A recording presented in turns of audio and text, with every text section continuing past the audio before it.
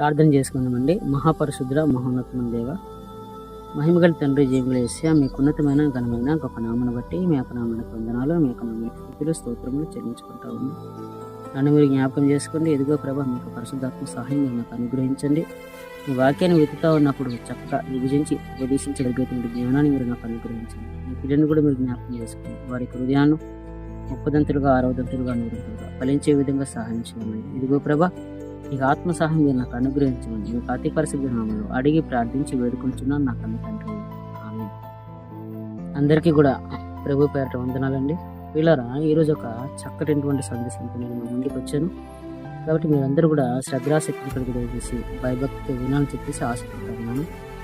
So నేను మీకంటే కూడా కొంచెం చిన్నవాడిని, నాకు దేవుని గురించి చెప్పాలని ఎంతో ఆసక్తి. కాబట్టి ఇదిగో మీ ముందుకు వచ్చి ఈ విధంగా నేను ప్రయత్నం చేస్తూ ఉన్నప్పుడు ఏమైనా చిన్న చిన్న మిస్టేక్ ఉంటే మీరందరూ కూడా నన్ను క్షమించి నన్ను ఆదరించి మీరందరూ కూడా ఈ వాక్యం వినాలని చెప్పేసి మనస్ఫూర్తిగా నేను కోరుకుంటాను. పిల్లరా, దేవుడు లోకముని ఎంతో ప్రేమించాడు, నిజమేనండి.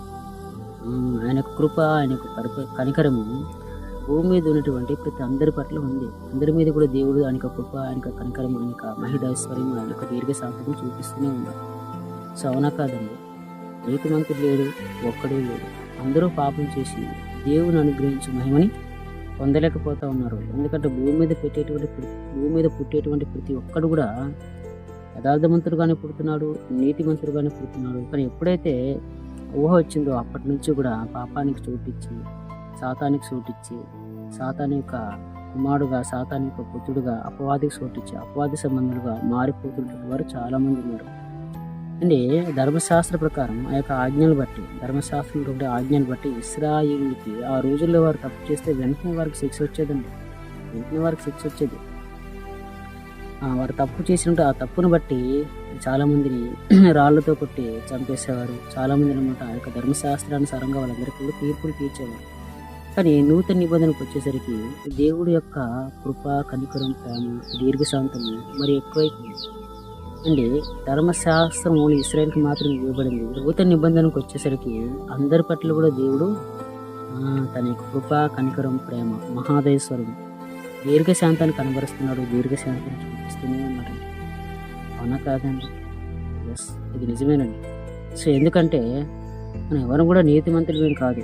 అందరూ కూడా పాపం చేసి దేవుడు అనుగ్రహించి మహిమను పొందలేకపోతున్నాం. సో అంతే కదండి, ప్రతి ఒక్కడు కూడా పాపాత్ముడే. సో చంపేయాలనుకుంటే భూమి మీద ఎవరు కూడా దేవుడు ఉంచడు. అందరూ కూడా పాపం చేశారు కాబట్టి వారి పాపాన్ని బట్టి, వారి పాపాన్ని బట్టి, వారు చేసేటువంటి ఆ క్రియను బట్టి అందరిని కూడా చంపేయాలి. సో భూమి మీద ఎవడు ఉండడండి. ధర్మశాస్త్రానుసారంగా అనమాట. ఆ పాత నిబంధనలో అయితే ఆజ్ఞను బట్టి, వారు చేసే తప్పులను బట్టి వెంటనే శిక్ష వచ్చేది. కానీ తర్వాత అక్కడ తీర్పు తీర్చేవారు. మరి ఏదైనా తప్పు చేస్తే ఆ తప్పుని బట్టి వారికి శిక్ష విధించేవారు. ఈ విధంగా అనమాట నూతన నిబంధనకు వచ్చేసరికి మనం అందరం కూడా ఆయన యొక్క వారసులు, ఆయన యొక్క బిడ్డలం. సో కాబట్టి ఆయన యొక్క ప్రేమ ఇప్పుడు అధికమైపోయింది. అందరి పట్ల కూడా కృప చూపించాలి అనుకుంటా ఉన్నాడు. అందరికీ అవకాశాలు ఇవ్వాలని చెప్పేసి దేవుడు అనుకుంటా ఉన్నాడు. కాబట్టి పాపాత్మగానే ఉండదు, దుష్టునిగానే ఉండదు. ఈ మాట మనం లేఖనంలో చాలాసార్లు చదువుతూ ఉంటాం అండి. వారి క్రియలను బట్టి దేవుడు వారికి ప్రతిఫలం ఇస్తాడు అండి. నిజంగా దేవుని యొక్క కృప, కనికరం, ప్రేమ మన మీద ఉంది కాబట్టి ఈరోజు ఈ విధంగా సజీవులుగా మనం బ్రతుకున్నామండి. మన యొక్క 5,000 నోట్లోనికి వెళ్తున్నామంటే దేవుని యొక్క కృప, దేవుని యొక్క కనికరమే. ఈరోజు చాలామంది పొందుకోలేకపోతున్నారు. ఈ సమయం చాలామంది పొందుకోలేకపోతున్నారు. సో ఈ టైం చాలామంది పొందుకోలేకపోతున్నారు. ఈరోజు నువ్వు సజీవుడుగా ఉన్నావు. ఇప్పుడు అదే నీలాంటి వాడు ఈరోజు ఈ సమయానికి సజీవుడుగా లేడు, లోకాన్ని విడిచిపెట్టి వెళ్ళిపోయాడు. అంటే దేవుడు నీ నుంచి ఇంకేదో ఆశిస్తూ ఉన్నాడు. దేవుడు నీ నుంచి ఏదో ఇంకా కోరుకుంటా ఉన్నాడు. నీకు దేవుడు టైం ఇస్తున్నాడు అంటే దానికి కారణము నువ్వు మారాలనే, తెలుసుకోవాలనే అండి. దేవుడు చంపేయాలి అనుకుంటే దాన్ని కూడా చంపేయాలి. ఎందుకంటే మానవుడు ఎవరు కూడా నీతిమంతులు కారు. ఎందుకంటే వారు పుట్టేటప్పుడు యథార్థమంతులుగా, నీతిమంతులుగా దేవుడు పుట్టిస్తున్నాడు. కానీ వారు పుట్టి పెరిగి పెద్ద అయిన తర్వాత వారు సాతానికి చోటిచ్చి అపవాది సంబంధాలుగా, అపవాది పుత్రులుగా మారిపోతూ ఉన్నారు. ప్రతి ఒక్కరి జీవితంలో కూడా పాపం ఉంది. పాపం చేయని వాడు ఎవడు కూడా లేడు. నీతిమంతుడు లేడు, ఒక్కడు లేడు అండి. మేలు చేయక మేలు చేయుచుండేవాడు ఎవడు కూడా లేడు. ప్రతి ఒక్క జీవితంలో పాపం అనేది ఉంది ఎంతో కొంత. 100 అనేది మనం అనుకుంటే కొందరు అనమాట, కొందరు 10 చేసి ఉండొచ్చు, 10% చేసి ఉండొచ్చు. కొందరికి పాపాలు అంచనా వేస్తే పాపాన్ని కొందరేమో 30%, కొందరేమో 10%, కొందరేమో 1%. కొద్దిగా అంటే అతి తక్కువ పాపాలు చేసినటువంటి వారు ఉన్నారు, ఎక్కువ పాపాలు చేసినటువంటి వారు ఉన్నారు. ఈ లెక్కను బట్టి చూస్తే అందరిని కూడా దేవుడు భూమి మీద తుడిచిపెట్టేయాలి, ఎవరిని కూడా విడిచిపెట్టకూడదు. కానీ ఇప్పటి వరకు కూడా మనం చూడండి, మనం జీవిత కాలం నుంచి అంటే మనకు ఊహ వచ్చిన నాటి నుండి ఇప్పటి వరకు ఎన్నిసార్లు పడుతూ ఉంటాము అండి. ఎన్నిసార్లు పడిపోయి ప్రభా మమ్మల్ని క్షమించని చెప్పేసి మళ్ళీ లేచి మళ్ళీ పడిపోయి చాలామంది చర్చికి వస్తారు, వాక్యం వింటారు, ఈసారైనా బ్రతికేస్తారని చెప్పి సమాధిలోనికి వెళ్తారు. సమాధిలోనికి వెళ్ళి మళ్ళీ పడిపోతారు. మళ్ళీ అదే దుర్భరమైనటువంటి పరిస్థితి, మళ్ళీ అదే నీచమైనటువంటి పరిస్థితి. సో ఈ విధంగా అనమాట చాలామంది పడిపోతుంటారు, లేస్తుంటారు. వారి యొక్క జీవితంలో అనమాట పడి లేచి ఈ విధంగా అవుతున్నప్పటికీ దేవుని యొక్క కృప, దేవుని యొక్క కనికరము, దేవుని యొక్క దీర్ఘాయుసు, దేవుని యొక్క దీర్ఘశాంతం మనకి ఇంకా కనబడుతూనే ఉంది. ఇంకా నీవు ఈరోజు సజీవుడిగా బతుకున్నావంటే నీ నుంచి దేవుడికి ఏదో కావాలి. కాబట్టి దేవుడు నేను సజీవుని ఎక్కడో ఉంచాడు. నువ్వు అవసరం లేనప్పుడు దేవుడు భూమి మీద ఉంచడు, తీసుకుని వెళ్ళిపోతాడు. సో ఎందుకంటే అవసరం లేనప్పుడు భూమి మీద, మీరు అవసరం లేనప్పుడు మొక్కను భూమి మీద ఉంచుతారా అండి? పీకి పారేస్తారు కదా, పెరిగి పారేస్తారు కదా. సో ఆ విధంగా దేవుడు నేను ఎప్పుడు కూడా అనుకోలేదు. మొక్క నాటుంది, మొక్క నిలిచిందంటే సో ఆ మొక్కకి నువ్వు అవకాశం ఇస్తున్నట్టు. సో అదేవిధంగా నువ్వు నిల్చున్నావంటే దేవుడు నీకు అవకాశం ఇస్తున్నాడు. ఆ విషయం మాత్రం నువ్వు మర్చిపోయావు అండి. ఇప్పుడు మనం పదే పడిపోయినా సరే దేవుడు మన పట్ల చూపిస్తుంటాడు దీర్ఘశాంతం ఎంత గొప్పతో మీరందరూ కూడా ఆలోచించారు అండి.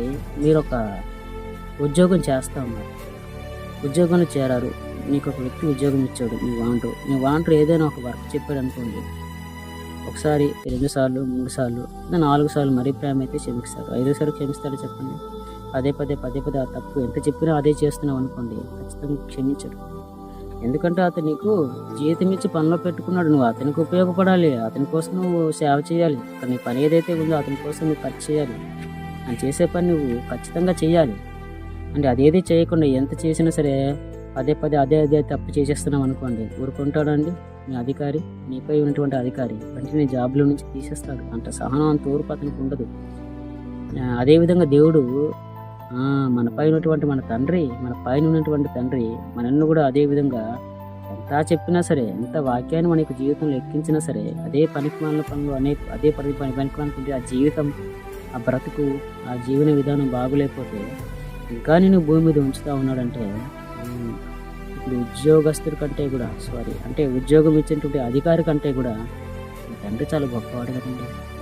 ఏనండి, ఇంతటి దీర్ఘశాంతం, అంతటి సహనం ఎవరికి ఉంటుందో ఒకసారి మీరు అందరూ కూడా ఆలోచించండి. ఏంటి, మీ తల్లిదండ్రులు ఉన్నారండి, తల్లిదండ్రులు ఉంటారు, వాళ్ళు కూడా అనమాట కొడుకులు ఏదైనా తప్పు చేస్తే 1, 2, 3 సార్లు అనమాట గద్దిస్తారు. వినకపోతే ఖచ్చితంగా బీపీ వాచుద్ది, అవునా కాదండి? కొడతారా? ఖచ్చితంగా కొడతారు. ఎందుకంటే సహనం కోల్పోతారు, గట్టిగా అరుస్తారు, కొడతారు. ఎందుకంటే ఎన్నిసార్లు చెప్పాలని నీకని చెప్పేసి అంటారు, అవునా కాదండి? సహజంగా మనం చూస్తూ ఉంటాం, మన యొక్క సమాజంలో జరుగుతూ ఉంటుంది, అవునా కాదా? కొడతారండి. ఎందుకంటే దీర్ఘశాంతం ఇంకా తట్టుకోలేరు, అంత సాహసాన్ని ఎవరు కూడా ప్రదర్శించలేరు, ఖచ్చితంగా దెబ్బ పడిపోవాల్సిందే. మీరు ప్రేమతో అనమాట ఒక మొక్కని 200 రూపాయలు కొనుక్కొని దానికనమాట పొలంలో వచ్చి నాటారనుకోండి, సో దానికనమాట పొటాషియం, అలాగనమాట కాల్షియం, ఇంక యూరియా ఇవన్నీ ఎరువేసి అనమాట, ఇంకా కాకపోతే గత్తం వేసి దానికి బలాన్ని బాగా సమకూర్చి నీరు పెట్టి నారు పెట్టి అన్నీ కూడా ఇచ్చనమాట. అలా వెయిట్ చేశారు అనుకోండి, అది పెరిగిపోతూ ఉంది, బాగా ఏపుగా పెరిగిపోతూ ఉంది, కొమ్మలుగా అనమాట విభాగింపబడుతుంది అనమాట, పెద్ద వృక్షంగా మారిపోయింది. కానీ ఏంటంటే దాని నుంచి ఫలాలు మొత్తం రావట్లేదు. ఇంకా నీ పని నువ్వు చేస్తూనే ఉన్నావు అండి. 1 సంవత్సరం చూస్తావు, 2 సంవత్సరాలు చూస్తా, 3 సంవత్సరాలు చూస్తా, 4 సంవత్సరాలు చూసేకూడదు. నీకేమైపోతుంది? ఓపిక నశించిపోతుంది, నీకు సహనం నశించిపోతుంది. ఎన్నిసార్లు నేను నీరు పెట్టాలి, ఎన్నిసార్లు దీనికి యూరియా, అదేవిధంగా നമ്മുടെ సత్తుకి ఎన్ని డబ్బులు నేను ఖర్చు చేయాలి, ఇంకా తవ్వుతూనే ఉన్నాను, ఇంకా పెడుతూనే ఉన్నాను, ఎప్పటికీ నా కోసం ఇది ఫలించట్లేదు, నా కోసం ఇది ఫలాన్ని ఇవ్వట్లేదు అని చెప్పేసి నువ్వు చాలా బాధపడిపోతావు. నా కోసం ఫలాలు ఇవ్వట్లేదు, నా కోసం ఫలించట్లేదు అని చెప్పేసి, అవునా కదా అండి? నువ్వు సహనం కోల్పోయి ఏం చేస్తావు? లాస్ట్కి పీకేసి అనమాట కట్టలకి కానీ పొయ్యిలోనికి కట్టలకి, అదేవిధంగా దాన్ని అమ్ముకోవడం కానీ చేస్తావు, అవునా కదా? ఈ విధంగా ఉపయోగపడుతుంది అని చెప్పేసి, రైట్ ఆర్ నాట్? సో ఇదే విధంగా దేవుడు అనుకుంటే నువ్వు నేను ఈరోజు ఈ విధంగా బ్రతుకుండే వాళ్ళని అమ్మ ఒకసారి ఆలోచించు. నువ్వు ఎన్నిసార్లు తప్పు చేయలేదు చెప్పు. దేవుని నమ్ముకొని కూడా పదే పడుతున్న రోజులు ఎన్నో. మనం లేచి పడి కొందరేమో వాక్యం వింటారు, అక్కడనమాట బెలూన్లో అవ్విపోతారు, బయటకు వచ్చనమాట సాతాను కూడా చూస్తూ కొడితే తప్పున ఆరిపోతారు. అంటే ఎందుకు ఈ విధంగా చెప్తున్నానంటే, ఏదో పూనకాలు వచ్చినట్టు వాక్యం విన్నప్పుడు మాత్రమే ఈసారైనా దేవుని కొంచెం యథార్థంగా నీతిగా బతికేస్తున్నామని చెప్పేసి బయటికి వెళ్తారు. బయటికి వెళ్ళిన తర్వాత మళ్ళీ చల్లగా అయిపోతారు. ఇంకేమీ ఉండదు. ఇటు వెచ్చగా ఉండరు, ఇటేమో వేడిగా ఉంటారు, వీళ్ళు వెచ్చగా ఉంటారు. సో అటువంటి స్థితి దేవుడు కోరుకోలేదండి. ఒకసారి అర్థం చేసుకో అండి. నువ్వు పడి లేచి ఈ విధంగా ఉన్నా దేవునికి నువ్వు ఎన్నోసార్లు వ్యతిరేకంగా సాతానికి అప్పగించుకుని నీ యొక్క శరీరాన్ని, నీ యొక్క దేహాన్ని లోకంలో అనమాట బాగా పందిలా దొర్లి మళ్ళీ ఈ విధంగా వచ్చినప్పటికీ దేవుడు నేను చేర్చుకోలేదా? చేర్చుకుంటూనే ఉన్నాడు. నీకు ఇంకా దేవుడు అవకాశం ఇస్తూనే ఉన్నాడు. దేవునికి సజీవం లెక్కలో ఉంచి నీకు దీర్ఘశాంతం నీ పట్ల దేవుడు సహిస్తూనే ఉన్నాడు. ఆ విషయం నువ్వు మర్చిపోవద్దు అండి. అవునా కాదండి? ఇప్పుడు దేవుడు ఇవ్వద్దు అనుకుంటే ఏదైనా చేయగలను, ఖచ్చితంగా ఏదైనా చేయగలను, అనుకుంటున్నా ఆపేయగలడండి. చంపాలి, తీసుకుపోవాలి, ఇవ్వద్దు అంటే ఏదైనా ఆపేయగలడు. ఆయనకు అసాధ్యమైందంటూ ఏమీ లేదు. సో దేవుడు మన పట్ల ప్రేమ, ఆ కృప, ఆ కనికరం, మహాదైశ్వర్యం, ఆ దీర్ఘశాంతి ఇంకా కనపరుస్తూనే ఉన్నాడు అనడానికి ఇది ఒక గొప్ప సాదృశ్యం అండి. ఇంకా మనం సజీవం లెక్కలో ఉన్నాము అంటే ఒక చెట్టు ఈ విధంగా నిలబడిందంటే కారణం ఏంటి? దానికి ఇంకా టైం ఇవ్వబడింది, నీకు కూడా టైం ఇవ్వబడింది. అవునా కాదండి? ఇప్పుడు దేవుడు ఎటువంటి లక్షణాన్ని కలిగి ఉన్నాడు? ప్రేమ, దీర్ఘశాంతం ఇవ్వడం, ఇంకా సమయాన్ని ఇవ్వడం, ఎటువంటి లక్షణాలతో కలిగి ఉన్నాడో ఆయన సృష్టించినటువంటి, ఆయన నిర్మించినటువంటి ప్రకృతి ఏదైతే ఉందో ఇదే కూడా అటువంటి లక్షణాన్ని కలిగి ఉంది. Right are not? నువ్వు దుర్మార్గుడివి, నీచమైన వాడివి, నువ్వు పాపాత్ముడివి, నువ్వు పదే పడిపోతున్నటువంటి వాడివి, దేవుని దగ్గరికి వెళ్ళాలన్నమాట. క్షమాపణ అడుగుకుంటే దేవుడు క్షమించడా?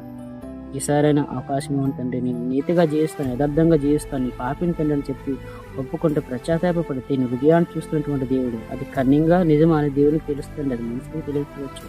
నువ్వు యథార్థ భావంతో, భక్తి భావంతో నువ్వు ఒప్పుకుంటే దేవుడు నీ పట్ల ప్రేమ చూపిస్తాడు, ప్రేమ చూపించడా? ఖచ్చితంగా చూపిస్తాడు, నువ్వు కరుణిస్తాడు, ప్రేమిస్తాడు. సో అదేవిధంగా అనమాట ఆ ప్రకృతులు కూడా ఆయన లక్షణం మనం చూస్తున్నాం అండి. అప్పటి నుంచి అండి భూమి పండుతుంది, తాత ముత్తాతల కాలం నుంచి పండుతూనే ఉంది. ఇంకా మనం పుట్టకముందు మనకంటే కొన్ని తరాలు ఇదే విధంగా అనమాట వ్యవసాయం చేసి పండించుకుని రకరకాల కూరగాయలు, రకరకాల పండ్లు, ఈ విధంగా భూమి సేవ చేస్తూనే ఉంది. ఈ విధంగా మనము దేవునికి ఇష్టంగా బ్రతికేటువంటి వారికి సేవ చేస్తుంది. దేవునికి ఇష్టంగా బ్రతికినటువంటి వారు కూడా భూమి ఇస్తుంది. అసలు భూమి అసలు నేను ఇవ్వను, దేవునికి ఇష్టంగా లేరు, నా దగ్గరికి రావద్దు, మీరు విత్తనాన్ని ఫలించనని చెప్పేసి ఎప్పుడైనా చెప్పింది? సో ఎప్పుడు చెప్పలేదండి. దేవుడు ఎటువంటి ప్రేమ అయితే కలిగి ఉన్నాడో తను సృష్టించినటువంటి సృష్టి కూడా అదే ప్రేమ కలిగి ఉంది. మతోన్మాది ఒక విత్తనం విత్తాడు అనుకోండి, అది ఫలించకుండా ఉంటుందా? ఆ విత్తనం నుంచి మొక్క రాకుండా ఉంటుందా? వస్తుంది. ఒక మంచివాడి విత్తనం నుంచి మొక్క వస్తుంది, ఒక మతోన్మాది విత్తనం నుంచి మొక్క వస్తుంది. ఇప్పుడు భూమిని ఒక చెడ్డవాడు పండించిన భూమి పండుతుంది, ఒక మంచివాడు పండించిన భూమి పండుతుంది. సో అంటే ఈ ప్రకృతిలో ఇవన్నీ కూడా దేవునికి అనుగుణంగానే ఉన్నాయి. దేవుడు ఎటువంటి లక్షణాన్ని అయితే కలిగి ఉన్నాడో ప్రకృతి కూడా అదే లక్షణాన్ని కలిగిస్తుంది. ఇప్పుడు నీరు అనేది మంచివాడు తాగితేనే దాహం తీరుస్తుందా? దేవునికి ఇష్టమైన వాడు, దేవుని కుమారుడు తాగితేనే దాహం తీరుస్తుంది. ఏం చెడ్డవాడు తాగి దాహం తీర్చదా అండి? తీరుస్తుందండి. ఒక మతోన్మాది దేవుని దూషించేవాడు, దేవుని పేరట అడ్డమైన పోస్టులు పెట్టేవాడు, ఫేస్బుక్లో, ట్విట్టర్లో, వాట్సాప్లో, యూట్యూబ్లో అనమాట ఆయన దూషించి ఆయన మీద అనమాట చెడ్డ మాటలలో పలికేవాడు. సో అటువంటి వాడు కొబ్బరి నీళ్ళు తాగినా లేదా వాటర్ తాగినా ఇక పండ్లు తిన్నా అవన్నీ కూడా అతని నోటికి రుచిగానే ఉంటాయి. అవన్నీ కూడా అతని కడుపుకు ఆకలి తీరుస్తాయి, దాహాన్ని తీరుస్తాయి. అవునా కాదండి? ఇదిగో నువ్వు మా దేవునికి ఇష్టం వచ్చినట్టు లేవు కాబట్టి, ఇష్టంగా నువ్వు బ్రతకట్లేవు కాబట్టి వాటర్ని వాటిని దాహాన్ని తీర్చని, పండ్ల వాటిని ఆకలి తీర్చని చెప్పేసి ఎప్పుడైనా ఆ విధంగా అనుకుందా? సో అనదండి. సో అనదు. ఈ విధంగా దేవుడు మమ్మల్ని పోషిస్తున్నాడు, ఈ విధంగా దేవుడు మమ్మల్ని కనికరిస్తున్నాడు. ఈ విధంగానే తన యొక్క ఒక పాత సేవను మన మీద దేవుడు చూపిస్తూ ఉన్నాడండి. నిజంగా మానవులంటే ఆయనకి చాలా ప్రేమ అండి. అంతే కదండి. మనం కూడా ఏదైనా పంట వేసిన తర్వాత పండిపోతే ఏదైనా చూసి సహనం కోల్పోయి తీసేస్తూ ఉంటాం. కానీ ఈరోజు కూడా దేవుడు నీ పట్ల ప్రేమ చూపిస్తున్నాడంటే నువ్వు ఫలించాలనే, నువ్వు ఆయన గుర్తిస్తావేమో. సో ఇంతవరకు కూడా జీవితాన్ని ఆయనకి నచ్చినట్టు కాకుండా సాతానికి ఇచ్చి సాతాను సంబంధంగా జీవించేసావేమో. సో ఆయన మాటలు నువ్వు ఎక్కడ పట్టబడతావేమని చెప్పేసి, నువ్వు మారుతావేమని చెప్పేసి దేవుడు నీకు అవకాశాల మీద అవకాశాలు ఇస్తూనే ఉన్నాడు అండి. ఆయన ఎవరిని కూడా అందరూ నశించిపోవాలి, నా యొద్దకు రాకూడదు అటువంటి నీచత్వం కలిగినటువంటి వాడు కాడు మన దేవుడు. సో అందరూ కూడా మారు మనసు పొందాలి, అందరూ కూడా రక్షణని తెలుసుకోవాలి, అందరూ కూడా తండ్రి యొద్దకు రావాలని చెప్పేసి భూమి మీదకి తన యొక్క కుమారుని దేవుడు పంపించాడు. యేసుక్రీస్తు వారిని ఎందుకు పంపించాడండి అండి? ఆ రోజులు శాస్త్రులు, పరిచయులు, సర్దుగలు, ప్రధాన యాజకులు ఎవరైతే ఉన్నారో వారి మీద యేసుక్రీస్తు వారు కోపడ్డానికి ప్రధానమైన రీజన్ ఏంటి చెప్పండి? ఒకవైపేమో యేసుక్రీస్తు వారు సువార్తను ప్రకటిస్తూ ఉన్నారు. అనేక ప్రాంతాల్లో, అనేక ఏరియాల్లో, అనేకమైనటువంటి గ్రామాల్లో, పట్టణాల్లో, విలేజ్ల్లో ఈ విధంగా తీసుకుంటే అనేకమైనటువంటి ప్రదేశాల్లో కాళ్ళు నడక ధర ప్రతి ఒక్క పట్టణానికి వెళ్తూ, ప్రతి ఒక్క గ్రామానికి వెళ్తూ అనేక మందికి అనమాట అద్భుత కార్యాలు, సూచక్రియలు చేస్తారనమాట. వారందరూ కూడి ఉండగా యేసుక్రీస్తు వారు సువార్త ప్రకటిస్తూ ఉంటే మీరందరూ కూడా మారు మనసు పొందండి, పరలోక రాజ్యం సమీపిస్తూ ఉంది, మీరు అనమాట మారు మనసు పొంది మీ యొక్క చెడ్డ క్రియలను విడిచిపెట్టండి, నీతి రాజ్యాలను ప్రవేశించండి, ఆ తండ్రి యొద్దకు మీరందరూ కూడా చేరాలి కాబట్టి వాటిని విడిచిపెట్టండి, అందరికీ కూడా సువార్త ప్రకటిస్తూ ఉంటాయి. వీరేమో శాస్త్రులు, పరిచయులు, సద్దుకులు, ప్రధాన యాజకులు ఎవరైతే ఉన్నారో వీరు ఏం చేసేవారంటే కొన్ని ఏమో ఆచారాలు, కల్పితాలు, పద్ధతులు వీటిని ప్రవేశపెట్టారనమాట. అనేక మందిని దారి తప్పించేసేవారు. ధర్మశాస్త్రం కూడా వారు సరిగా బోధించేవారు కాదు. కల్పితాన్ని కూడా వారు కల్పించుకొని లేని వాటిని అందులో మీరు చేసి కలిపేసి అనేక మందికి అనమాట భారమైన బరువులు పెట్టేవారు. కాబట్టి ఈ విధంగా అనమాట వారు వెళ్ళేవారిని కూడా వెళ్ళడానికి ఇచ్చేవారు కాదు. మత్స్య వార్త 23వ అధ్యాయం చూసినట్లయితే యేసుక్రీస్తు వారి నోటి వెంట అంత కఠినమైన మాట వారి గురించి అంటే యేసుక్రీస్తు వారి యొక్క జీవితకాలంలో ఎప్పుడు కూడా అందులారా, మందులారా, వేషధారులారా, గుడ్డి పరిచయుడా, గుడ్డి శాస్త్రి, సర్పంలారా, సర్ప సంతానం మాటలు మనం ఎప్పుడు కూడా చూడమండి. యేసుక్రీస్తు వారి నోట అటువంటి మాటలు వచ్చాయంటే మీరు పరలోక రాజ్యానికి వెళ్ళరు, వెళ్ళేవారిని వెళ్ళనివ్వరు. అంతే కదండి. పరలోకం యొక్క తాలపు మీరు ఏం చేస్తున్నారు? దొంగలించేస్తూ ఉన్నారు అంటే వారందరూ కూడా అడ్డంగా నిలబడిపోతూ ఉన్నారు. ధర్మశాస్త్రం పట్ల భక్తి భావం, దేవుని గురించి తెలుసుకోవాలంటే ప్రజలకు కూడా వారు సరిగా బోధించకుండా దేవుని కోసం ఎదురు చూసే వారిని కూడా వారు దారి తప్పించేసి మొత్తానికి ఆ తండ్రికి దూరం చేసేసి వారు అడ్డంగా నిలబడిపోతూ ఉన్నారనమాట. అంటే అనేక మంది ప్రజలను దారి తప్పించేస్తున్నారు. అందుకే యేసుక్రీస్తు వారి మీద అంత విపరీతమైన కోపం చూపించాడు. అనేక మంది పిల్లల్ని తండ్రికి దూరం చేసేస్తున్నారు, దేవుని యొక్క రాజ్యానికి దూరం చేసేస్తూ ఉన్నారు, నిత్య జీవానికి దూరం చేసేస్తూ ఉన్నారు. ఇది యేసుక్రీస్తు యొక్క ఆవేదన. అంటే దీన్ని బట్టి మనకేమర్థం అవుతుంది?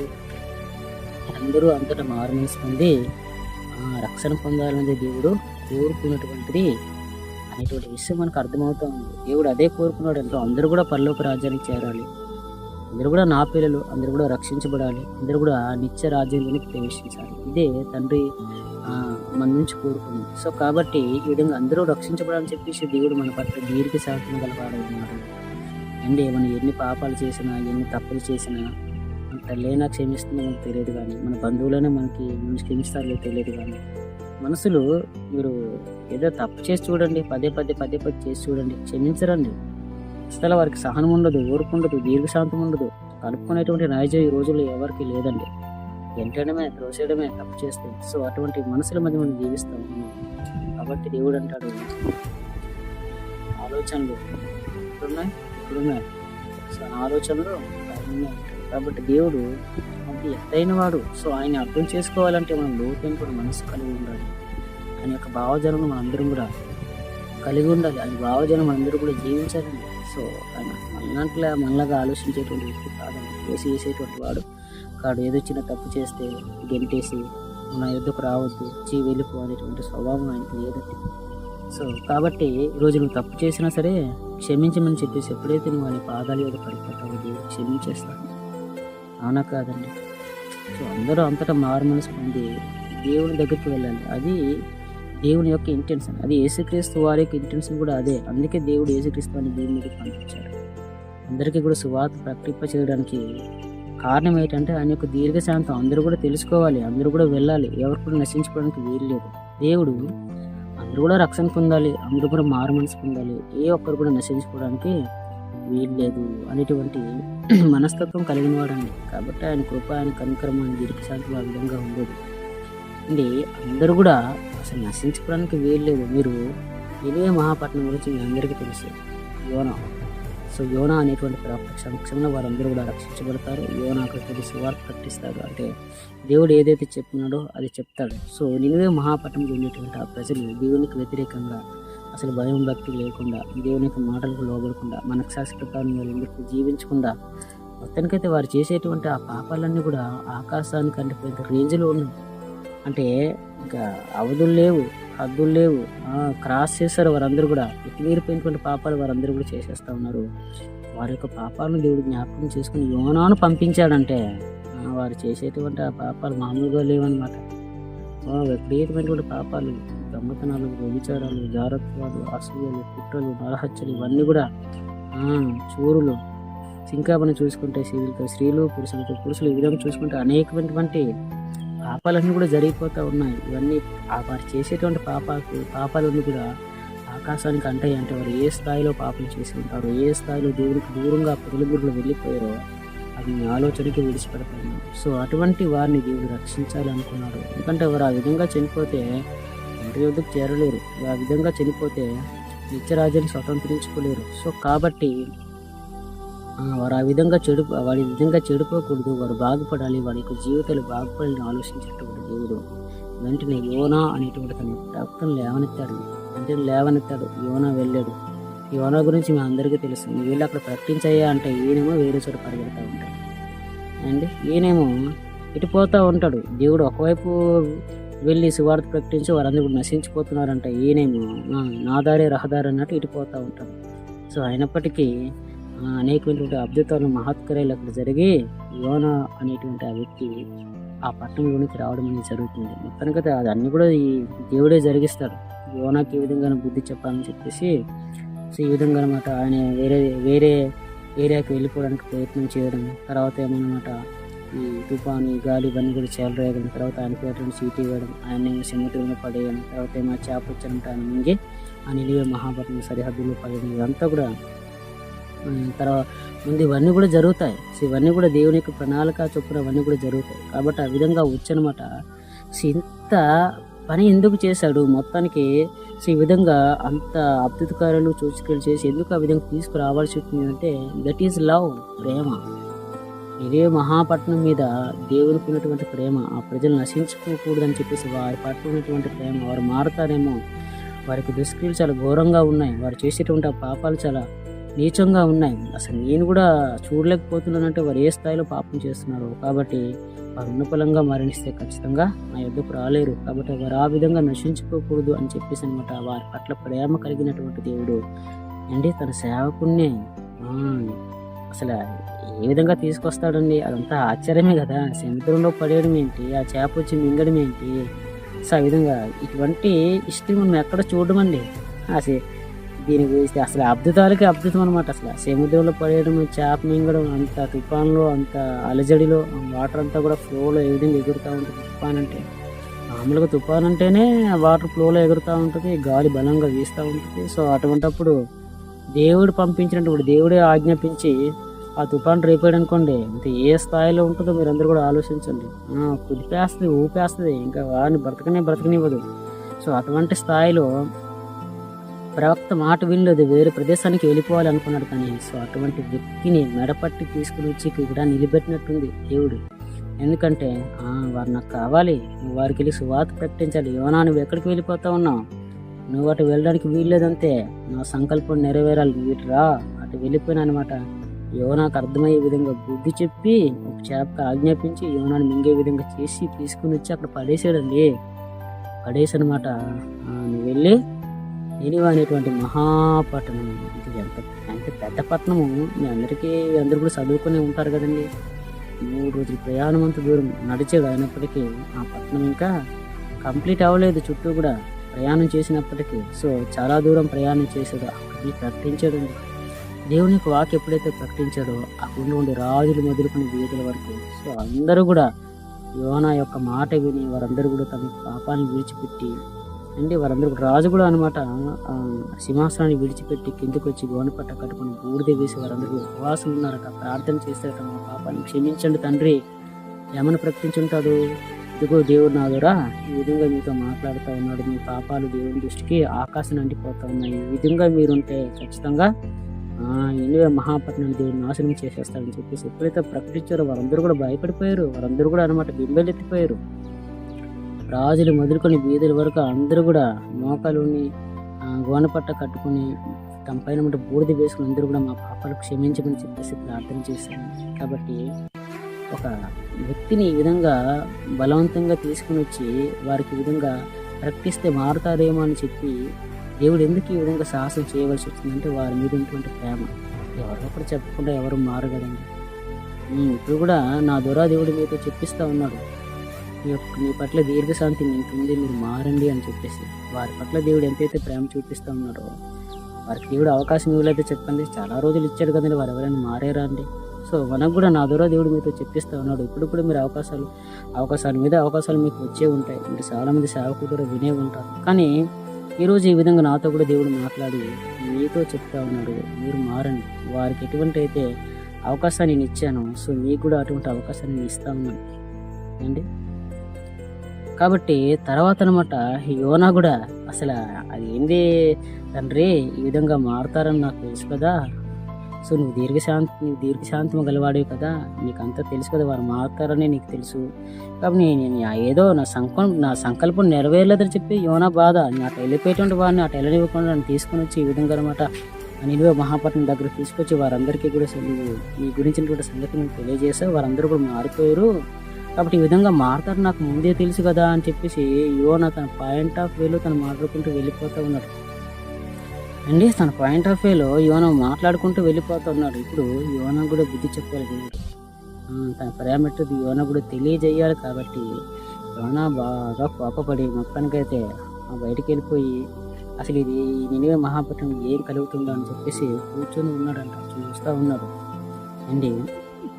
ఇప్పుడు యోనాకు అనమాట బాగా ఎండ తగిలింది, ఎండ బాగా భరించలేకపోతా ఉన్నాడు. కాబట్టి దేవుడు ఒక చిన్న చెట్టును మొలిపించాడు. ఆ చెట్టు అనమాట గబగబా పెరిగిపోయింది. ఆ యోనా తలకిపైగా వచ్చింది. హ్యాపీగా సంతోషంగా ఉన్నాడు. అమ్మయ్యా నాకు నీడు దొరికిందని చెప్పేసి యోనా అనుకున్నాడు. తర్వాత ఏమో దేవుడు ఏం చేశాడంటే ఒక పురుగును పంపించాడు అనమాట. చెట్టు అంతా కూడా తినే విధంగా చేసేసాడు. చెట్టు మొత్తం తినేసింది ఆ పురుగు వెళ్ళి, అంటే బాగా తగిలిందనమాట. ఇప్పుడు దేవుడి మీద కోపడిపోతా ఉన్నాడు. కాబట్టి చూడండి, అంతే తన సంకల్పం నెరవేరుతున్న యోనా ఈ విధంగా అనమాట మాట్లాడుతూ ఉన్నాడు, దేవుని మీద కోపగించుకుంటా ఉన్నాడు. అంటే ఆ చెట్టును చూపించి దేవుడు యోనాకు బుద్ధి చెప్తాడు. యోనా, ఈ చెట్టును ఏమైనా నువ్వు నాటావా? ఈ చెట్టు ఏమైనా నీకు చెట్టు పెరిగిందా? నీ ప్రమేయం ఉండి ఈ చెట్టు పెరిగిందా? లేదు కదా. నీ ప్రమేయం లేకుండా పుట్టి పెరిగి ఈ విధంగా చెరిపోయినటువంటి చెట్టు విషయంలో నీకు నీడనిచ్చినటువంటి నీడ కోసం నీడ లేకపోయేసరికి నువ్వు ఎండతో విలువిల్లాడిపోయావు, నా మీద నువ్వు కోప్పడ్డావు. నీ ఎండ లేకపోయేసరికి నీకు ఎప్పుడైతే ఎండ తగిలిందో నీ ఎండ బాధకి నువ్వు తట్టుకోలేకపోయావు. విపరీతమైనటువంటి ఎండ, ఆ ఎండ కూడా ఒక విధంగా దేవుడే పంపించేటండి. అంత ఎండ ప్రెజర్ అంత ఉన్నటువంటి ఉష్ణోగ్రత కంటే కొంచెం అంత ఇలా చూసానమాట. సూర్యుడా కొంచెం ఫోకస్ బాగా పెట్టే యోనా మీద అని చెప్పేసి అనమాట. ఆ విధంగా పంపించుంటాడు కాబట్టి ఆ విధంగా పంపించాడు. చెట్టు మొత్తానికి విధంగా ఎండ గట్టిగా తగిలిందనమాట. యోనాకు అర్థమైంది అంతా కూడా బుద్ధి చెప్పాలని దేవుడు చేస్తుంటే ప్లాన్ అవన్నీ కూడా. ఎందుకంటే యోనా కూడా అనమాట నాకు ముందే తెలుసు కదా తండ్రి, నువ్వు వాడిని కాపాడుతూ నువ్వు దీర్ఘశాంతం గలవాడని చెప్పేసి అంటా ఉన్నాడు. ఇప్పుడు దేవుని యొక్క ప్రేమ యోనాకు అర్థం అవ్వాలి. కాబట్టి ఆ విధంగా నచ్చ చెప్దామని చెప్పేసి అంట, ఆయనకు బుద్ధి చెప్దామని చెప్పేసి ఆ విధంగా అనమాట ఒక విధంగా ఎండను కూడా బాగా ఫోకస్ పెట్టినమాట, బాగా రైట్ చేయమని చెప్పేది దేవుడే. అంటే మీకు సింపుల్గా మీకు అర్థమయ్యే విధంగా నేను చెప్తున్నానండి. వాక్యం చూపించి మీకు చెప్పట్లేదు, ఎందుకంటే దీని గురించి మీరు అందరూ కూడా చదువుతున్నారు కాబట్టి. సో అర్థం చేసుకోవడానికి మీరు అందరూ కూడా ప్రయత్నం చేయండి. సో ఈ విధంగా అనమాట ఒక చెట్టుని చూపించిన యోనాకు బుద్ధి చెప్పాలని చెప్పేసి దేవుడు అనుకున్నాడు. సో అనమాట అప్పుడు దేవుడు అంటాడు, నీ ప్రమేయం లేకుండా పుట్టి తిరిగి నశించిపోయినటువంటి అంత నాకు నీడిచ్చింది కదా, ఆ చెట్టు పోయేసరికి విపరీతమైన ఎండ తగిలేస్తని చెప్పి బాధపడుతున్నావే. ఇప్పుడు నువ్వు ఏమి ఆ చెట్టు నాటలేదు, నీ ప్రమేయం ఏమీ లేదు, అది పుట్టింది పెరిగింది నీకు నీరునిచ్చింది చచ్చిపోయింది, నువ్వు ఒక్క ఈ చెట్టు విషయంలో ఇంతలా బాధపడతా ఉంటే అంటే నినివే మహాపట్నం ఎంత పట్టణం అండి, ఎంతమంది ప్రజలండి, ఎంతమంది అనేక పిల్లలు ఆ పట్టణంలో జీవిస్తూ ఉన్నారు. వీరందరి విషయంలో యోనా నేను ఆ విధంగా తీసుకుని రావడము, కష్టపడ్డము ఇదంతా కూడా న్యాయమే కదా. కాబట్టి ఇంతమంది నశించిపోతుంటే నాకు బాధగా ఉండదా? ఇంతమంది కూడా నా ఎద్దుకు రాకుండా వేరే ప్రాంతానికి అంటే నరకానికి వీరందరూ కూడా వెళ్ళిపోతూ ఉంటే, వీరందరూ కూడా సాతాను సంబంధులుగా మారిపోతూ ఉంటే, వీరందరూ కూడా తమ యొక్క జీవితాన్ని కడుక్కోకుండా నశించిపోతూ ఉంటే నాకు బాధ అనిపించదా అని చెప్పేసి అనమాట. అప్పుడు యోనాకు అర్థమవుతుందండి, నిజమే కాబట్టి ఈ విధంగా దేవుడు నన్ను తీసుకుని రావడం తప్పేమి కాదు. కాబట్టి ఇది నాదే తప్ప ఈ విధంగా రాకూడదని చెప్పేసి యోనాకి ఖచ్చితంగా అర్థమై ఉంటుంది. ఈ విధంగా యోనాకి అర్థమయ్యే విధంగా చెప్పాలని చెప్పేసి దేవుడు అనుకున్నాడండి. సో అది దేవునికి తనకు విధంగా సక్సెస్ అయింది. యోనా మొత్తానికైతే అర్థం చేసుకున్నాడు. ఇంకా ఇంకో వచనం కూడా మీరు చూసినట్లయితే పేతురు రాసిన మొదటి పత్రిక 3వ అధ్యాయం 20వ వచనం కూడా మీరు చూసినట్లయితే అది మీ అందరికీ తెలుసు. దేవుని యొక్క దీర్ఘశాంతం ఇంకా కనిపెట్టుచుండగా అనేటువంటి మాట రాయబడిందండి. దీర్ఘశాంతము అంటే ఇప్పుడు నోహా కాలంలో నోహా కుటుంబం తప్ప మిగిలిన వారందరూ కూడా చెడిపోయారండి. వారందరూ కూడా ఇప్పుడు నినివే మహాపట్నం ఏ విధంగా అయితే అందులో ఉండేటువంటి ప్రజలు చెడిపోయారు. సో అదే విధంగా అనమాట నోహా కాలంలో నోహా కుటుంబాన్ని చాలా జాగ్రత్తగా చూసుకుంటా ఉన్నాడు, దేవుని వైపు నడిపిస్తూ ఉన్నాడు. కానీ చుట్టూ ఉన్నటువంటి ప్రజలు ఎవరైతే ఉన్నారో వారందరూ కూడా చెడిపోయారు. అందరూ కూడా అంటే దేవునికి వ్యతిరేకంగా దేవుని యొక్క మాటలకు కానీ ఆయన యొక్క విధులకు కానీ సో అదేవిధంగా అనమాట దేవుని ఇష్టానుసారంగా వారు ఎవరు కూడా జీవించట్లే. వీరి పాపాలు ఏ విధంగా అయితే ఆకాశాన్ని అంటిపోయే వీరు కూడా పాపాలు సేమ్ అదే విధంగా ఉన్నాయి. ఇప్పుడు యోనాకు ఒక టాస్క్ ఇవ్వబడిందండి. ఇప్పుడు యోనా అనమాట దేవుని యొక్క వాక్ ప్రకారం వాడిని సిద్ధం చేయాలి. సుమారు 100 సంవత్సరాలు వాడిని సిద్ధం చేయాలి. సో అదేవిధంగా అనమాట సువార్తను కూడా ప్రకటించాలి. ఇప్పుడు యోనా 2 పనులు చేయాలి. నెంబర్ 1 దేవుడు చేయమని పని చేయాలి, అదే వాడ నిర్మించడం. ఇంకోటి ఏంటంటే అందరికీ కూడా సువార్త ప్రకటించాలి. ఈ 2 పనులు కూడా చేయాలి, కుటుంబంతో కలిసి చేయాలి. అన్నకది అదే చేశాడండి నోహావు, అదే చేశాడు. ఒకవైపు సువార్త ప్రకటించడానికి వెళ్ళాడు అనుకోండి, ఇప్పుడు వాడు నిర్మిస్తున్నాడు.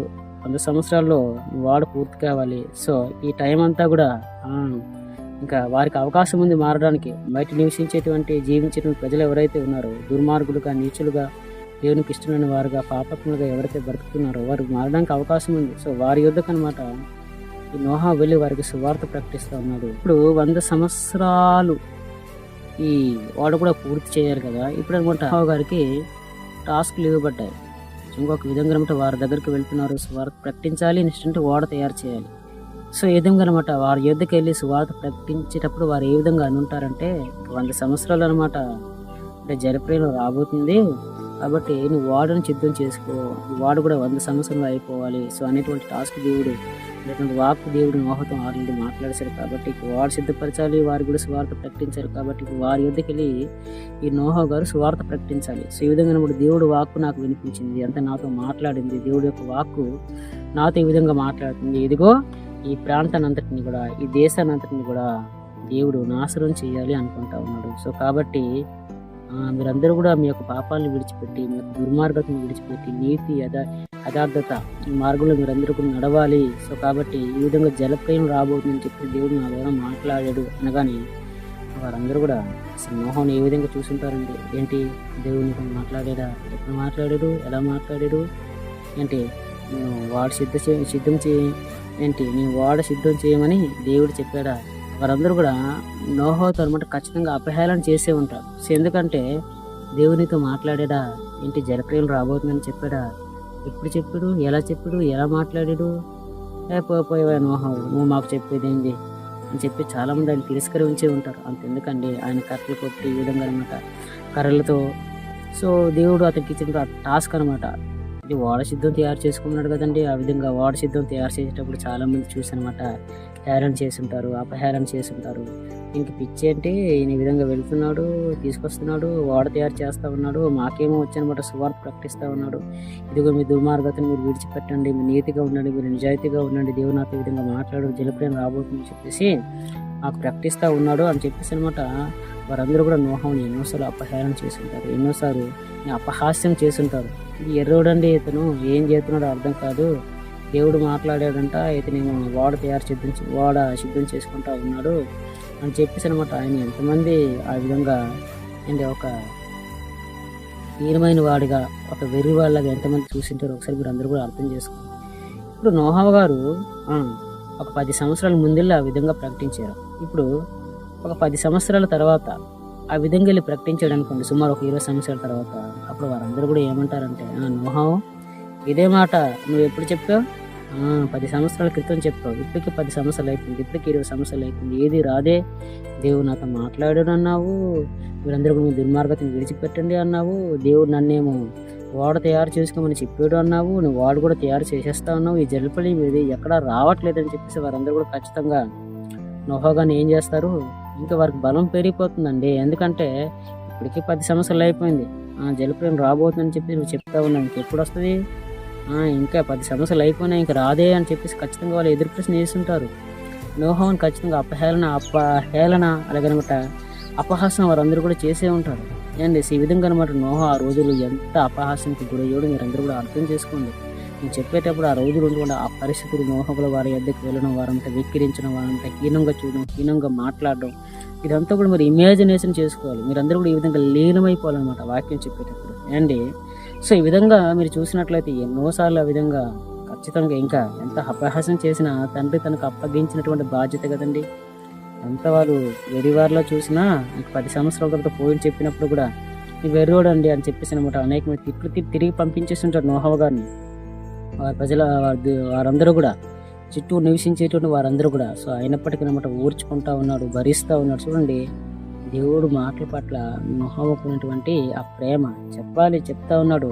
ఒక 50 సంవత్సరాల తర్వాత మళ్ళీ వెళ్ళి చెప్పాడు అనుకోండి, ఇంకా నోహగాను బతకనిస్తారా అండి? ఏమయ్యా ఎప్పుడు చెప్పావు, 40 సంవత్సరాల క్రితం చెప్పి ఇప్పుడు 50 సంవత్సరాలు అయిపోతుంది, నువ్వేంటి పిచ్చి పిచ్చి వేసలు ఎత్తున్నావు ఏంటి, మేము ఎర్రపప్పల్లా కనిపిస్తున్నాం ఆ విధంగా వచ్చి మాకు విధంగా చెప్పడానికి, జలప్రలయం రాబోతుందా, దేవునితో మాట్లాడరా, నువ్వు ఓడ కట్టుకుంటున్నావు కదా కట్టుకో, నువ్వు పిచ్చోడు మాకు ఎందుకు చెప్తావు అని చెప్పేసి అనుంటారా?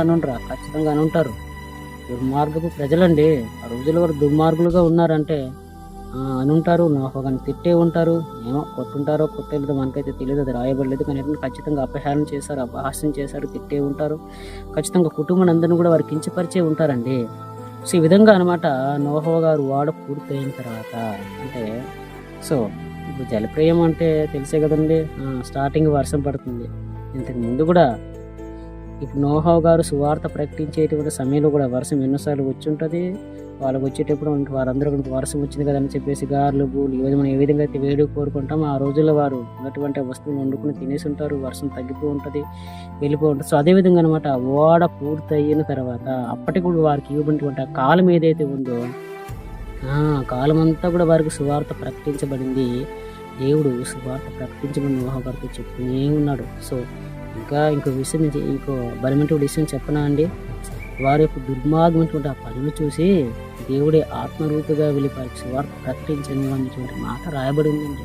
అంటే దేవుడు ఆత్మరూపిగా వెళ్ళి వారికి ప్రకటించాడంటే సో చూడండి ఎంత హీనమైనటువంటి ఎంత అసలు వారి యొక్క స్థాయి ఏ రేంజ్లో వెళ్ళిపోయిందో. అంటే పాపాల విషయంలో 100కి 100% వారందరూ కూడా రీచ్ అయిపోయేటువంటి పరిస్థితుల్లో వారందరూ కూడా ఉన్నారు. సో ఆత్మరూపంగా వెళ్ళి దేవుడే ప్రకటించాడంటే అది సామాన్య కూడా విషయం కాదండి. వారందరూ కూడా మారాలని చెప్పేసి వారు మారలేదండి. సో ఈ విధంగా వాడ పూర్తయిపోయింది.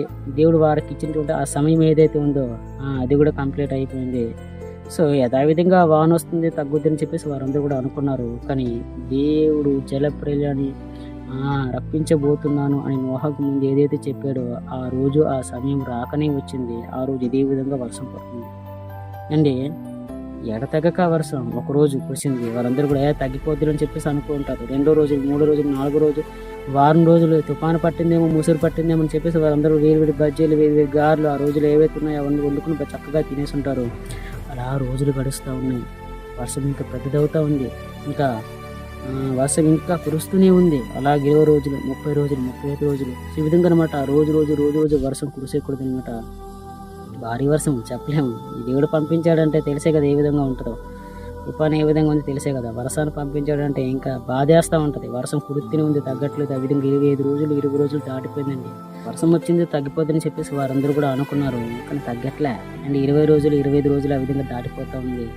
ఇంకా వర్షం వచ్చిన తర్వాత తెలిసే కదా అన్నీ ఫిల్ అయిపోతూ ఉంటాయి. భూమి నిండిపోతూ ఉంది, చెట్లు మునిగిపోతూ ఉన్నాయి, ఇళ్ళన్నీ కూడా మునిగిపోతూ ఉన్నాయి. ఇంకా చూసుకుంటే కొండలు మునిగిపోతూ ఉన్నాయి, పర్వతాలు మునిగిపోతూ ఉన్నాయి. వారికి అర్థమైపోతూ ఉంది ఏం జరుగుతుందో వారికి అర్థం కావట్లా.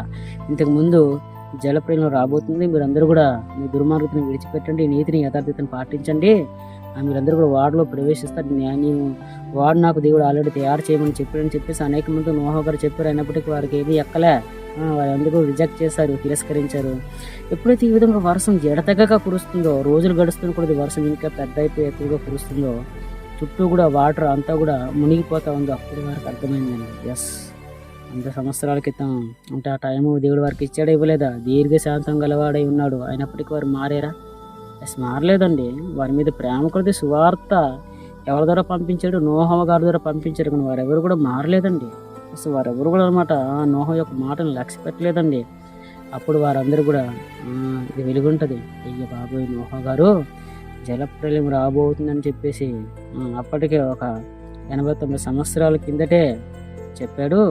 సో మేము నెగ్లెక్ట్ చేసాము, పట్టించుకోలేదు. ఆ జలప్రలయం ఏదైతే ఉందో అది ఇదే అని చెప్పేసి వారందరూ అనమాట లాభోదిబో అనేసి ఇంకా ఓడ యొద్దకు వెళ్ళడానికి ప్రయత్నం చేసినా ఇంకెటువంటి అవకాశం కూడా లేదు. అప్పటికే తలుపంతా మూయబడింది. ఇంకా ఆ ఓడ క్లోజ్ చేసిన తర్వాత ఇంకెవరు కూడా వెళ్ళడానికి అవకాశం లేదు కదండి. ఎప్పుడైతే ఈ విధంగా వర్షం కురుస్తూ ఉందో అన్నీ కూడా ఫిల్ అయిపోతూ ఉన్నాయో, అన్నీ కూడా నిండిపోతూ ఉన్నాయో, అన్నీ కూడా మునిగిపోతూ ఉన్నాయో, సో అప్పటి వరకు వీరికి ఇది వెలగలేదు. అప్పుడు వేగింది. వారందరూ కూడా అనమాట లాభోదిబో అని చెప్పేసి అనమాట ఇంకా ఓడ యొద్దకు వెళ్ళడానికి ప్రయత్నం చేశారు. అప్పటికే దేవుడు వాడని ఏం చేశాడమ్మా, తలుపు క్లోజ్ చేస్తాడు. ఇంకా రావడానికి ఇంకా అవకాశం లేదు. అర్థమైందా అండి? ఒక విషయాన్ని మీరు జ్ఞాపకం చేసుకోండి అండి. మనకు కూడా దేవుడు భూమి మీద ఎన్నో అవకాశాలు ఇచ్చాడు మారడానికి. ఎన్నోసార్లు అనమాట మనం పడిపోయి తిరిగి లేచిన ఈ లోకంలో ఉండిపోయినప్పటికీ దేవుడు పదే మనకు వాక్యం మన యొద్దకు పంపిస్తూ ఉన్నాడు. నువ్వు మారాలనే, నువ్వు మారతావనే. అదేది కూడా నీ జీవితంలో మార్పు లేకుండా అది పెడచెవని పెట్టి సేవకుల మాటలు, బైబిల్ ఉన్నటువంటి ఆ మాటలు పెడచెవని పెట్టి ఎప్పుడైతే నీ ఇష్టానుసారంగా నువ్వు జీవించేవో, మారలేదో, ఆ రోజు ఏ విధంగా అయితే తలుపేయబడిందో సో అదే విధంగా కూడా నీకు జీవితంలో అనమాట నువ్వు అనుకున్నటువంటి ఆ సమయానికి రీచ్ అవ్వలేదనుకో, ఈ జీవితాన్ని వ్యర్థం చేసుకుని దుర్యోగపరుచుకుని నువ్వు చచ్చిపోయిన తర్వాత మారదామన్నా ఇంకా పని ఏం లేదు. అక్కడ అంతా అయిపోయింది. అప్పుడు మారదామన్నా ఇంకా అవకాశం లేదు. క్లోజ్. నీ జీవితం బ్రతుకున్నంత వరకే అండి. నువ్వు ఏదైనా చేయాలని ఇప్పుడే నీ జీవితాన్ని చక్కదిద్దుకోవాలన్నా, నీ జీవితాన్ని దేవుని వైపు తిప్పుకోవాలన్నా, దేవునికి ఇష్టంగా బ్రతకాలన్నా, ఆయన యొద్ద నుంచి నువ్వు ఎక్కువ సంపాదించుకోవాలన్నా అంతా ఇప్పుడే. అంటే వన్స్ చచ్చిపోయిన తర్వాత ఖచ్చితంగా ప్రతిఫలాన్ని పొందుకోవడానికి వెళ్ళిపోతావు తప్ప అసలు మారడానికి అవకాశాలే లేవండి. ఎంతైనా మార్పు చెందాలంటే ఇప్పుడే వారికి అప్పుడే అవకాశం ఇవ్వబడింది. జలప్రలయం వచ్చిన తర్వాత మారుతామన్న వారికి అవకాశాలు లేదు. ఎందుకంటే అప్పటికే వారందరూ కూడా చాలా టైం వేస్ట్ చేశారు కాబట్టి అప్పటికే వచ్చేసింది. ఇంకా ప్రళయం వచ్చేసింది వారి మీదకి. వారికి ఇంకెటువంటి అవకాశం లేదు. కాబట్టి పిల్లరా, దేవుడు మన పట్ల కూడా అటువంటి కృపాదైశ్వరమైనటువంటి గొప్ప దీర్ఘశాంతమును కనబరుస్తూ ఉన్నారు. అది నా మీద, నీ మీద, అందరి మీద ఉంది. కానీ ఇప్పుడు కొందరు మారుతున్నారు, కొందరు మారట్లేదు. ఇంకా సువార్త అనేక మందికి ప్రకటింపబడుతుంది. కాబట్టి లేఖనంలో ఒక మాట రాయబడి ఉంటుందండి. నోహవు దినముల్లో ఏ విధంగా జరుగును, మనసు కుమార దినముల్లో కూడా అదే విధంగా జరుగుతుంది అనేటువంటి మాట లేఖనంలో రాయబడి ఉంటుంది. అంటే అర్థం ఏంటి? నోహవు దినముల్లో ఏ విధంగా అయితే చెప్పినటువంటి మాటలను, నోహర్ గారు చెప్పినటువంటి మాటలను ఎవరైతే యాక్సెప్ట్ చేయలేదో, ఆ విధంగా జలప్రలయం వచ్చేంత వరకు కూడా వారి యొక్క కళ్ళు ఏ విధంగా తెరవలేదో, ఈ విధంగా మనుష్య కుమార్ దినముల్లో కూడా అంటే యేసుక్రీస్తు వారు ఈ భూమి మీదకి వచ్చి ఆ విధంగా సంఘాన్ని స్థాపించి, సేవకుని స్థాపించే, సేవకుల ద్వారా చెప్పించినటువంటి ఈ రోజుల్లో కూడా అదే విధంగా జరుగుతుంది. ఇప్పుడు కూడా సువార్త అందరికీ ప్రకటించబడుతుంది. కొందరు నమ్ముతున్నారు, కొందరు నమ్మట్లేదు. చాలామంది నమ్మనటువంటి వారి సంఖ్య చాలా ఎక్కువగా ఉంది అండి. సో ఏ విధంగా అయితే ఆ కుటుంబం నమ్మి, నోహ యొక్క కుటుంబం నమ్మి ఏ విధంగా అయితే ఓడ అనేటువంటి యొక్క రక్షణ ఓడలో ప్రవేశించారో, మనం కూడా ఈరోజు కూడా అనమాట ఎవడైతే నమ్ముతున్నాడో వారందరూ అనమాట సంఘంలో చేర్చబడతాడు. ఇప్పుడు వాడు ఓడ ద్వారా అనమాట సంరక్షించబడ్డారు ఆ జలప్రలయం నుంచి. వారందరూ కూడా తప్పించబడ్డారు. సో అవి అంటే ధర్మశాస్త్రంలో సో ఏవైతే ఉన్నాయో అవి ఛాయారూపకంగా నూతన నిబంధనలకు వచ్చేసరికి అవన్నీ కూడా నిజస్వరూపంగా మనకు కనిపిస్తూ ఉన్నాయండి. అంటే ఈ ఓడ అనేది రక్షణకి సాదృశ్యం. అంటే మనం ఏ విధంగా అయితే ఈ లోకంలో అనమాట సువార్తను నమ్మి సంఘంలో ఏ విధంగా అయితే ప్రవేశిస్తామో, ఈ సంఘం ద్వారా మనం ఏ విధంగా అయితే నిత్య జీవానికి చేర్చబడతామో, సో అదేవిధంగా అనమాట రక్షణ సాదృశ్యానికి ఓడ. ఆ ఓడలో కూడా ఎవరు ప్రవేశించలేకపోయారు చూడండి, నోహ కుటుంబం తప్ప. దాని ద్వారా వారు మనకి సాదృశ్యంగా ఉన్నటువంటి ఆ రోజుల్లో వారు ఏ విధంగా అయితే సురక్షితంగా గ్రామానికి చేరుకున్నారు, అంత సురక్షితంగా ప్రాంతానికి చేరుకున్నారు. మనం కూడా ఈ సంఘం ద్వారా ఎత్తబడి నిత్య జీవానికి దేవుడు మన కోసం ఏర్పరిచినటువంటి ఆ నిత్య జీవానికి మనం చేరుకుంటూ వెళ్ళారు. వారు ఆ యొక్క భయంకరమైన తుఫాను నుంచి ఏ విధంగా తప్పించుకొని వారిలోకి ప్రవేశించి గొప్ప ఉన్నతమైన స్థలాన్ని చేరుకున్నారు, వాళ్ళందరూ రక్షించబడ్డారు. మనం కూడా అదే విధంగా ఈ సంఘంలో ప్రవేశించి నిత్య రాజ్యానికి చేరగలుగుతాం. కాబట్టి ఆ దీర్ఘశాంతం నీపై కూడా ఉంది, నీపై కూడా దేవుడు చూపిస్తూ ఉన్నాడు. నువ్వు మారాలని దేవుడు కోరుకుంటా ఉన్నాడు. నీకు దీర్ఘశాంతం తృణీకరించొద్దని మనస్ఫూర్తిగా కోరుకుంటూ నేను ఆ మాటను ముగిస్తున్నాను. Thank you so much.